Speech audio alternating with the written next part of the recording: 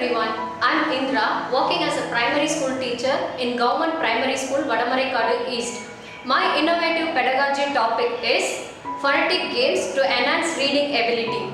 There are 5 aspects to the process of reading: phonics, phonemic awareness, vocabulary, reading comprehension and fluency. These 5 aspects work together to create the reading experience.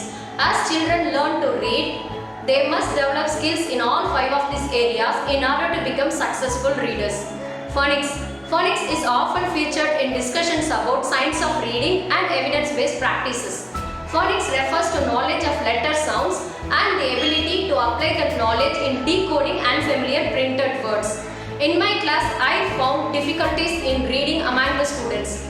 Lack of reading ability because of the long closure of schools during COVID pandemic.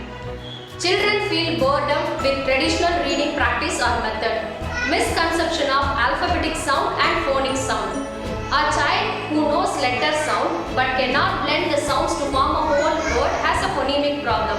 Conversely, a child who can orally blend sounds with ease but mixes up vowel letter sounds reading has a phonemic problem.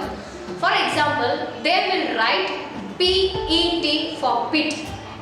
That's why I am taking this methodology to enhance the students' reading ability. The objectives of this methodology are to enhance the reading ability through phonetic games, to decode complex words to read through joyful listening. Phonics is taught using variety of approaches. Some are making distinctive sounds.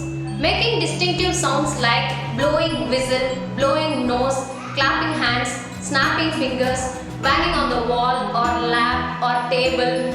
Then snake hiss sound, goggle sound, tearing a paper. Phonemes can be introduced through these distinctive sounds. The next activity is sound it out.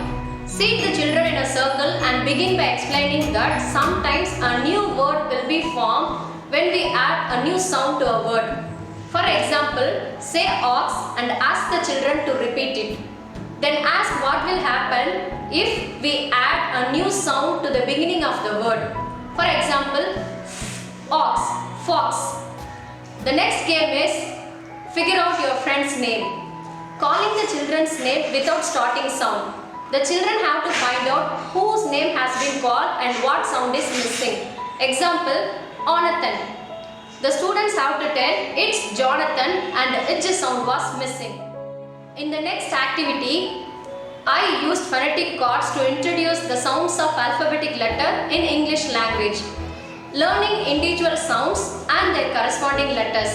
For example, the word cat has 3 letters and 3 sounds, k, a, it, whereas the word flower has 6 letters and 4 sounds.